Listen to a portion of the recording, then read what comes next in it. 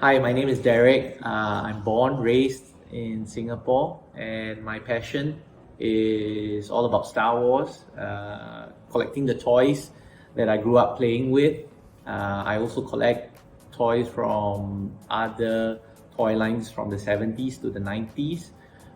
Over the years, I've developed a strong interest in the toy production process, and it's got me focused on collecting prototypes and various aspects of the toy production process.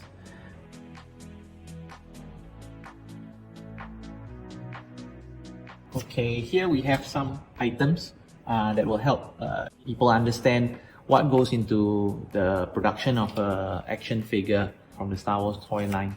Basically, from the beginning, the toy manufacturing company starts with the wax sculpt. So the very talented sculptor will be sculpting the item from wax, the figure. And here we have an example of a torso of Reese, the figure that was eventually made.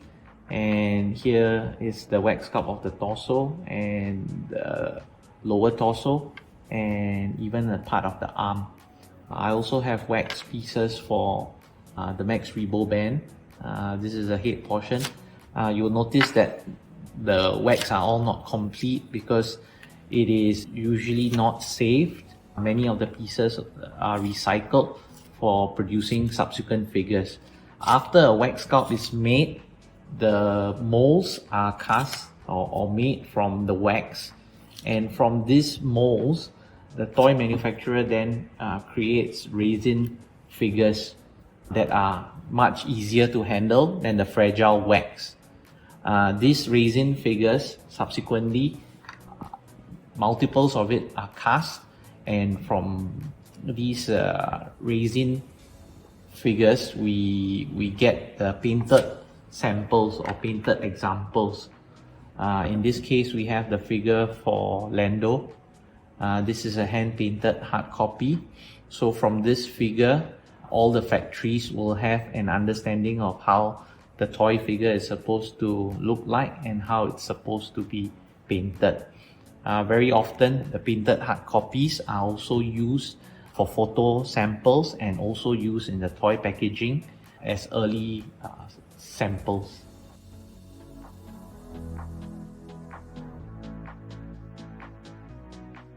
The appeal of the toy package is the other reason for my collecting Star Wars toys. Canon knew they had to have attractive packaging to entice us as kids to buy their toys, and they were certainly successful doing that. Here's a sample of items from the packaging production process.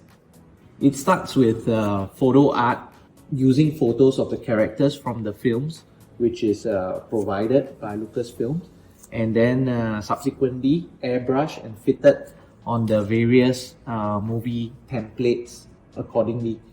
Here's one for Revenge of the Jedi, which was the early name for the third installment of the movie, which was subsequently changed to Return of the Jedi, as you can see in the proofs here. So the early examples show Revenge of the Jedi corresponding to the early templates that were created, but subsequently, after the change of the movie title by Lucasfilms, you can see that the proofs were subsequently done with the nameplate change. Here are other examples for the same character that was done over the different movies, and you also have similar cutbacks done multiple times because Canon continued to add figures along the way. So you have an Empire Strikes Back with 31 figures shown available for sale behind, and then subsequently this is changed to a so-called 45 bag where there are more figures advertised behind for us to collect.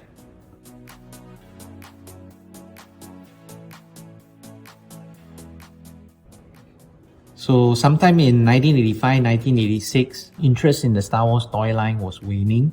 So even though Kenner had many additional product concepts lined up to produce more items for the toy line, ultimately many of the items were cancelled. Here we see one of those cancelled concepts, the Rebel Blockade Runner. It's a concept design, but ultimately the toy was never released. We also have a couple of early prototype examples of vehicles that saw limited release under the Droids and Power the Force toy lines.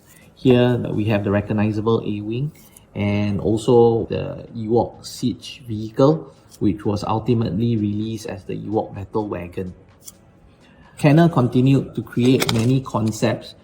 Here's another one that is also a fan favorite and instantly recognizable, the Tatooine skiff.